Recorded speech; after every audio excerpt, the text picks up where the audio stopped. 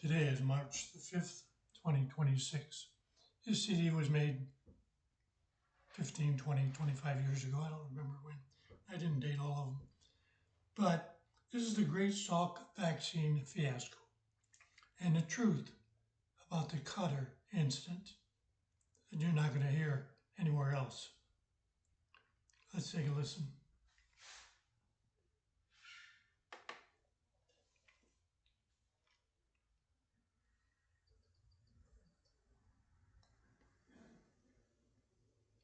Here is a brief rundown of how the major media covered up the Great Polio Fiasco during the 1950s. I'm going to give you some quotes from various magazines that covered that story in its entirety. With my first two audio CDs, you will easily determine the truth and see through the lies and the cover-ups. So let's begin on Time magazine, April 11th, 1955. It says the newspapers last week broke out in banner lines, such as the New York Telegram, and I quote, "Salk shots prevented polio in every U.S. child tested."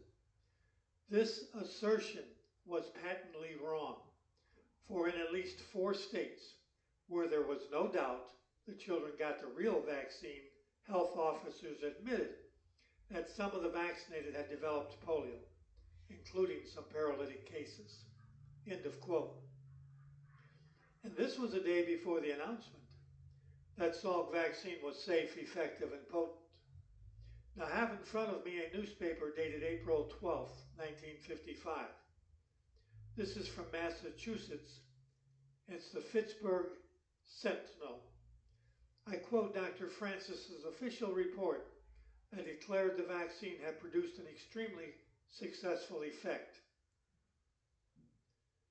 Out of 1,800,000 children in the test program, 1,013 cases of polio developed. In areas where the vaccine and dummy shots were used interchangeably, 428 kids came down with polio. In observed control areas where only second graders were inoculated, 585 children developed polio. It is hard for me to understand when you read this how anyone could claim that the vaccine was safe or prevented polio when 1,013 kids got polio after they took the vaccine or the dummy shot. But yet this paper said it was incredibly safe. Let's go on. Time magazine, May 9, 1955. Larry Vickers, 6 years old, of San Diego, California, came down with polio 5 days after vaccination.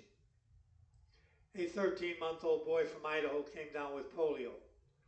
Susan Pierce came down with polio 3 days after vaccination. 2 days later, she was dead. Moscow, Idaho, another 7-year-old girl died. A rash of cases were reported from Napa, California to Chicago. The excuse given is the same excuse they used when Jenner injected his pus into people and they got sick or died. The quote is, "Why, there were 2 possibilities. They might have had the virus already inside of them, or it was a bad batch of vaccine." May 16, 1955, Time magazine. 52 cases of polio among the vaccinated children. Are you ready for this? The Surgeon General, Leonard Shealy of the United States Public Health Service, says there is no cause for alarm. President Eisenhower gave the vaccine top billing at his press conference. The paper said everyone, including the ones who got sick or died, might have latent polio germs in their system. Time magazine, May 23, 1955. Surgeon General Shealy reported 67 cases of vaccinated kids getting polio. 55 from the Cutter Company, 10 from Eli Lilly, and 2 from Wyeth. So they banned the Cutter vaccine, but not the others. That's not important. We don't need to know that, right? Surgeon General Shealy reaffirmed his faith in the vaccine. Time magazine, May 30th, 1955. Most doctors advised parents to get their kids the shots. And then it turns around and says, doctors resented the lack of scientific information on Salk's vaccine in the medical publications. Amazing. Now it says polio cases are up to 78, with 5 children dead. It says the Cutter cases, 59. Eli Lilly is up to 14 and Wyeth is 5. The Surgeon General, while in the meeting with closed doors with a virologist trying to figure out what to do, still advises giving shots. The article says the blame was also put on the National Foundation. Years of publicity had built up the danger of polio, all out of proportion to its actual incidence. Time magazine, June 6, 55. Dr. William Seabrill Jr., Director of the Public Health Service's National Institute of Health, testifying before a House committee, in effect answered the question that for a month had haunted parents. Was the Salk vaccine safe? His answer? No. The article talked about changing the testing procedures and getting back to business. With a change in testing, Surgeon General Shealy called it making a safe vaccine safer. And polio cases were now up to 113 amongst the vaccinated. Time magazine, June 13, 55. The article blames the fiasco on the Cutter Company. The experts blame live virus slipping through the killing process. Dr. Louis Gebhardt, a virologist, flatly stated he found live virus in the Cutter vaccine. What nobody knew is not only was Gebhardt lying, as you now know about the live virus, but he was Salk's buddy. He worked in the virus typing program with Salk for 3 years. Nothing like protecting your own, right? President Eisenhower picked, of all people, Nelson Rockefeller to investigate the vaccine situation. Yes, I know what you're thinking. And you're right. You'll like this one. On the question when shots should be given, they said vaccine given in August may give life-saving protection against polio in September. But any injection at that time may provoke a paralytic reaction from virus already smoldering in the system, which might otherwise have done no harm. How the hell do you see a smoldering virus? Time magazine, June 20, 55. It was a change in the testing of the vaccine and the vaccine being changed itself. They said that viruses came alive. Salk said, well, they didn't make my vaccine right. Time magazine, 4, July 1955. After a closed meeting of 26 polio and public health experts, last week they publicly agreed with the National Foundation that inoculations of Salk vaccine should continue. Really. The probable benefits, the committee reasoned, outweighed the possible risk. Yeah, we've heard that a few times, haven't we? Albert Sabin, a Salk critic wanting to sell his own vaccine, said Salk vaccine should be stopped until the vaccine can be made consistently safe. When the meeting was over, 8 virologists voted to continue the program. 3 voted not to continue, and Surgeon General Shealy hurried with a statement endorsing the continued vaccination. Now, in these articles, there were no more polio cases listed. And the reason is that the Secretary of Health, Education, and Welfare told the Surgeon General that President Eisenhower does not want to hear of any more cases of vaccine-induced polio. We all know what happened to the reports after that statement. And the results of that meeting have never been disclosed to this day. Harper's Magazine, August of 55, says Thomas Francis found the Salk vaccine to be effective in preventing paralytic polio and remarkably safe. That's another lie, isn't it? Says over-sensationalism by the press, radio and TV, and a misguided attempt by the Department of Health, Education, and Welfare to withhold from the public information the public was entitled to have from the beginning. Says the National Foundation for Infantile Paralysis had paid for development of the Salk vaccine and paid and arranged for the field experiment. They ordered vaccine to vaccinate 9 million children. Are you ready for this? Before the Francis report was even released. Like they didn't know anything, right? The New York World Telegram reported the vaccine had been found 100% effective. We wonder who released that press to those people and told that lie. Francis said at the press conference that the vaccine had been 60 to 90% effective in preventing paralytic polio. He said there's no evidence to connect the vaccine with the cases of polio that did occur among the vaccinated children. Why? Those children simply did not develop immunity or did not develop it in time. That's real scientific proof, isn't it? Just words. The same day, the Secretary of Health, Education, and Welfare signed licenses for the manufacture of the Salk vaccine. That meant the government was now on the hook. On May 7, the Surgeon General stopped the vaccine program. The government virologist and the non-government virologist, including Basil O'Connor from the National Foundation, who paid for everything, were called into a meeting. May 25th, the Surgeon General appointed another committee.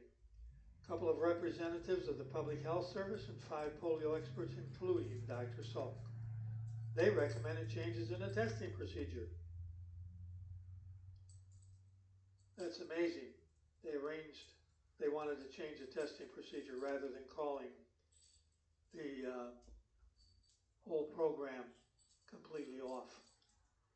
And the article says, over the past 20 years, polio has been built up into something more of a threat to health than it really was.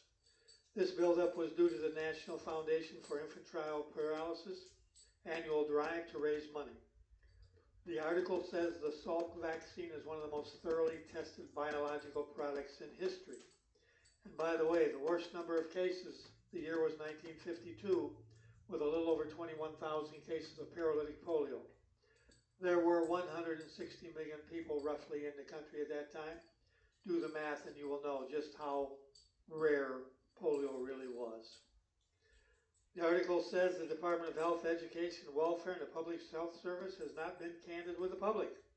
Nice way of saying they were liars, right?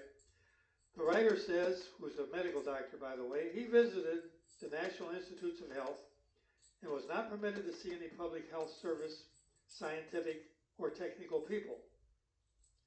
He says all the important questions went unanswered for weeks, though those secrets of the state were not involved, just the health of the American people. And then they made the excuse that the polio virus might get into the air to cause this contamination or other. This tells you a lot in between the lines. The article says during the 10 days between the first case of polio and May 6th, Secretary Elvita Colt-Hobby had made it plain to Dr. Shealy, the Surgeon General, that there must be no more post-inoculation polio cases on the Eisenhower administration's political doorstep. The immunization program was to be stopped unless and until the Surgeon General could give or obtain from the experts an ironclad guarantee of no more polio incidents. Dr. Shealy knew he couldn't do that, and the virologist would not guarantee the vaccine. So the person who got the program restarted was Dr. Salk. Shealy had called in experts in an ad hoc meeting, which meant anybody could say what they wanted, and there was a ton of opposition to Jonas Salk. But on May 20th, Salk sent Shealy a telegram informing him that he would not attend any more ad hoc meetings. He told Shealy to appoint a committee who could make decisions and act. This letter was then followed up by Basil O'Connor, president of the National Foundation. The deck was now being stacked for gaining this program and getting it back into operation. This committee was appointed on May 25. The committee, of course, consisted of Salk. They drew up a new set of safety standards. It was a 3-step program. 1, make sure there was no live virus. 2, make the killing process longer. And 3, test for live virus. Shealy said the new testing would make the vaccine safer and kill the virus. Man, such bullshit. It's obvious now that everyone was concerned about saving their ass. No one was concerned about the victims or their families. Time magazine, November 28, 1955. The scientific courts judging the Salk polio vaccine have had an exasperating way of reversing themselves. Now it's safe, now it's not. Now it works, now it doesn't. Dr. Shealy says there were striking differences in the degree of clarity of the different fluids from which the various manufacturers have prepared vaccine. After the viruses grown in a broth of monkey kidney tissue and left standing, a sediment may appear at the bottom of the flask. The sediment is like lumps in porridge. When formaldehyde is added to kill the virus, it cannot reach the particles in the middle of the lumps, thus leaving them dangerously infected. Oh boy, these guys never stop with the BS. Says that the polio meetings vaccine is good but imperfect. The backers of the vaccine seem to be determined to keep the public from learning much about those imperfections. And the public had paid $3.5 million for this test. They were entitled to know the truth, weren't they? This is how they covered up the Great Salk Vaccine Massacre of 1955, where it was admitted over 200 kids were paralyzed and 10 more died from the Salk vaccine. We don't know, of course, how many were never reported because of President Eisenhower's orders to his Secretary of Health, Education, and Welfare. But it is obvious now that these people lied and they covered up the real story of what happened. This vaccine should have been stopped in its tracks. Think about it. The government licensed the vaccine. They were not going to admit they made a mistake. They'd be open to a lot of lawsuits. Basil O'Connor of the National Foundation had raised millions of dollars in his polio campaigns, was certainly not going to admit that he was wrong or made a mistake. His reputation was at stake. And Thomas Rivers, who promoted the lie that a virus was living and a cause of human disease from old Martinez Bejernik, in order to make money on vaccines, was certainly not going to admit anything. So everyone covered it up. No one had the guts to tell the truth. And because of that, we have so many children today taking so many vaccines and having so many problems because this lie has never been exposed until now. Each future audio that I do will tell a story about the excuses, the alibis, the lies, and the truth of the vaccine and vaccine industry and their cover-up. I want to thank you for listening once again. Please share this with everyone you can. And again, you can contact me at jimokelly@yahoo.com. So think you don't need my book? It's the same book under two different titles for obvious reasons. If you didn't get anything else out of this CD, I hope you got the Cutter incident. And you stopped, those of you who are doing it, promoting the Cutter made a bad batch of vaccine. Eli Lilly and Wyeth both had cases. And what you don't know is the guy who kept the records of that was a personal buddy of Tommy Francis. They were all together in this thing. So that is that book's on Amazon for $17.76. This is Jim Dandy exposing medical myths one at a time. Until we do the next video, sayonara.